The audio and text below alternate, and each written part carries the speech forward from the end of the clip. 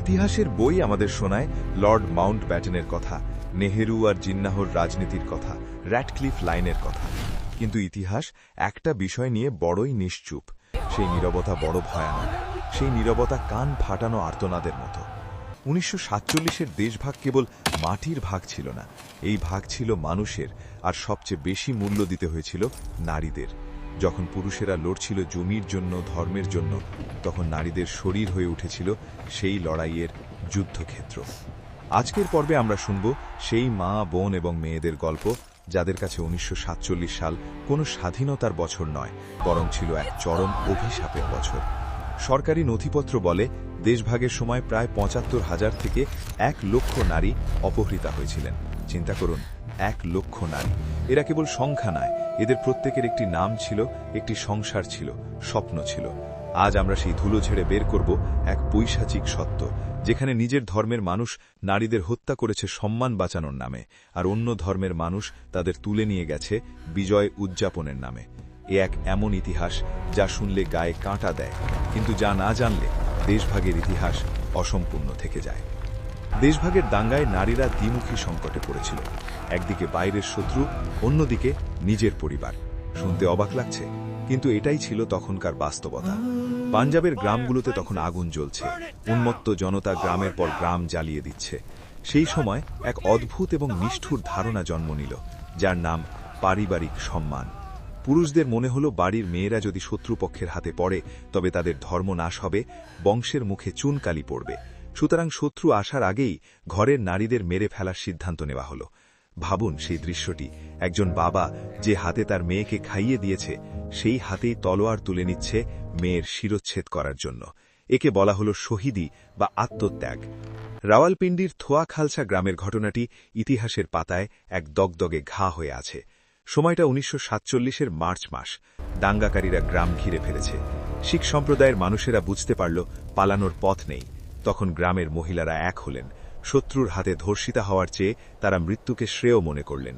গ্রামের মাঝখানে ছিল একটি বড় কুয়ো।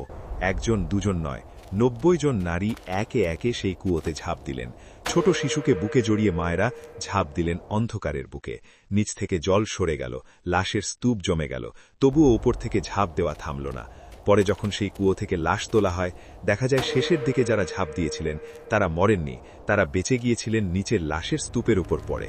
এই মৃত্যুকে তখন মহিমান্বিত করা হয়েছিল।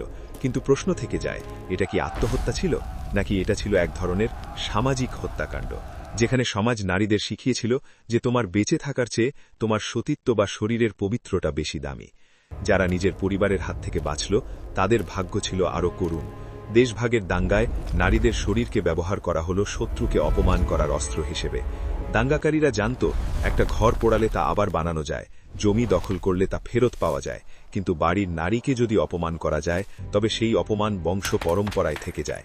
আর তাই শুরু হলো এক পৈশাচিক উৎসব। রাস্তা থেকে, ট্রেন থেকে, রেফিউজি ক্যাম্প থেকে মেয়েদের তুলে নিয়ে যাওয়া হলো। চোখের সামনে স্বামীদের হত্যা করে স্ত্রীদের টেনে নিয়ে যাওয়া হলো। অনেক নারীকে বিবস্ত্র করে রাস্তায় হাঁটানো হলো, কেবলমাত্র অন্য সম্প্রদায়কে এটা দেখানোর জন্য যে আমরা তোমাদের সম্মান কেড়ে নিয়েছি। নারীদের বুকে, কপালে, উড়ুতে উল্কি বা ট্যাটু এঁকে দেওয়া হলো। কারো কপালে লেখা হলো পাকিস্তান জিন্দাবাদ, কারো শরীরে জয় হিন্দ। ভাবুন সেই যন্ত্রণার কথা, নিজের শরীরে সারা জীবনের জন্য শত্রুর নাম বয়ে বেড়ানো। এই নারীরা যখন আয়নায় নিজের মুখ দেখতেন, তখন তারা নিজেকে দেখতেন না, দেখতেন সেই ভয়াবহ ইতিহাসকে। অনেক নারীকে বিক্রি করে দেওয়া হলো, বাজারের পণ্যের মতো তাদের হাত বদল হলো, কখনো এক বস্তা গমের বিনিময়ে, কখনো সামান্য কিছু টাকার বিনিময়ে। বয়স বা রূপের কোনো বিচার ছিল না, কেবল নারী হওয়াই তাদের অপরাধ। ১৯৪৭ পেরিয়ে ১৯৪৮ এলো। দুই দেশের সরকার, ভারত এবং পাকিস্তান, তখন কিছুটা স্থিতিশীল। দুই দেশের নেতাদের মনে হল অনেক নারী ওপাশে রয়ে গেছে, তাদের ফিরিয়ে আনা দরকার। শুরু হলো এক বিশাল সরকারি প্রজেক্ট, সেন্ট্রাল রিকভারি অপারেশন বা কেন্দ্রীয় উদ্ধার অভিযান। শুনতে খুব মানবিক মনে হচ্ছে, তাই না? মনে হচ্ছে হারানো মেয়েদের ঘরে ফেরানোর উদ্যোগ। কিন্তু বাস্তবের চিত্রটা ছিল ভিন্ন। এই উদ্ধার অভিযান অনেক নারীর জন্য হয়ে উঠল দ্বিতীয়বারের মতো দেশভাগ। সরকার পুলিশ এবং আর্মি পাঠালো গ্রামে গ্রামে। আদেশ দেওয়া হলো, যেখানেই অন্য ধর্মের নারী পাওয়া যাবে তাকে জোর করে তুলে এনে তার নিজের দেশে ফেরত পাঠাতে হবে। কিন্তু সমস্যা হলো ততদিনে অনেক সময় পার হয়ে গেছে। অনেক নারী যারা অপহৃতা হয়েছিল তারা পরিস্থিতির শিকার হয়ে সেই অপহরণকারীর সাথেই সংসার পাততে বাধ্য হয়েছিল। তাদের সন্তান হয়েছিল। তারা এক প্রকার মানিয়ে নিয়েছিল সেই নতুন জীবনে। তারা আর ফিরে যেতে চায়নি, কারণ তারা জানত তাদের আসল পরিবার আর তাদের গ্রহণ করবে না। সমাজ তাদের অসুচি বলে দাগিয়ে দিয়েছে। কিন্তু রাষ্ট্র বা পুলিশ তাদের কথা শোনেনি। মায়েদের কোল থেকে তাদের সন্তানদের কেড়ে নেওয়া হলো, কারণ আইন অনুযায়ী সন্তানটি বাবার ধর্মের, অর্থাৎ অপহরণকারীর, কিন্তু মা অন্য ধর্মের। তাই মাকে জোর করে ট্রাকে তোলা হলো ভারতে বা পাকিস্তানে পাঠানোর জন্য, আর সন্তানকে রেখে দেওয়া হলো ওপারে। একবার ভাবুন সেই মায়ের কথা, যাকে প্রথমে নিজের বাড়ি থেকে ছিঁড়ে আনা হয়েছিল, ধর্ষিতা হতে হয়েছিল, আবার যখন সে কোনো ক্রমে একটা নতুন ভুবন তৈরি করল, তখন রাষ্ট্র এসে তাকে আবার ছিঁড়ে ফেলল তার সন্তানের কাছ থেকে। এই নারীদের কাছে স্বদেশ বা হোমল্যান্ড বলে কিছু ছিল না। তাদের কোনো দেশ ছিল না, তাদের কোনো চয়েস ছিল না। যারা ফিরে এলো তাদের কি ফুলের মালা দিয়ে বরণ করা হয়েছিল? না, তাদের গল্পটা ছিল আরও মর্মান্তিক। ভারত এবং পাকিস্তানের সীমান্তে যখন এই নারীদের অদলবদল করা হলো, তখন পরিবারের লোকেরা তাদের নিতে অস্বীকার করল। যে বাবা বা স্বামী একসময় তাদের জন্য কেঁদেছিল, এখন তারাই মুখ ফিরিয়ে নিল। তারা বলল, এরা এখন আর আমাদের নয়, এরা অপবিত্র, এদের পেটে শত্রুর সন্তান। মহাত্মা গান্ধী এবং জওহরলাল নেহেরু বারবার আবেদন করলেন, এরা নির্দোষ, এদের গ্রহণ করো। কিন্তু সমাজ ছিল নির্মম। অনেক পরিবার তাদের মেয়েদের ফিরিয়ে নিলেও তাদের ঘরের কোনায় এক অস্পৃশ্য জীবন যাপন করতে বাধ্য করল। অনেকে আত্মহত্যা করলেন, অনেকে সারা জীবন রিফিউজি ক্যাম্পের আশ্রমে বা সরকারি সদনগুলোতে কাটিয়ে দিলেন। যেই নারীরা গর্ভবতী অবস্থায় ফিরে এসেছিলেন, তাদের জোর করে গর্ভপাত করানো হলো। রাষ্ট্র ঠিক করে দিল কার জন্ম হবে আর কার হবে না। এটাকে বলা হলো জাতীয় শুদ্ধিকরণ বা ন্যাশনাল পিউরিফিকেশন। নারীর শরীরের ওপর রাষ্ট্রের এই নগ্ন হস্তক্ষেপ ইতিহাসের পাতায় খুব কমই লেখা আছে। আজ দেশভাগের ৭৫ বছর পেরিয়ে গেছে। সেই নারীদের অধিকাংশই আর বেঁচে নেই। যারা বেঁচে ছিলেন তারা মুখে কুলু পেটেছিলেন। তারা তাদের নাতি নাতনিদের কাছে অনেক গল্প করেছেন, শৈশবের গল্প, ফেলে আসা ভিটের গল্প, পুকুরঘাটের গল্প, কিন্তু সেই ভয়াবহ দিনগুলোর কথা তারা কখনো বলেননি। কেন এই নীরবতা?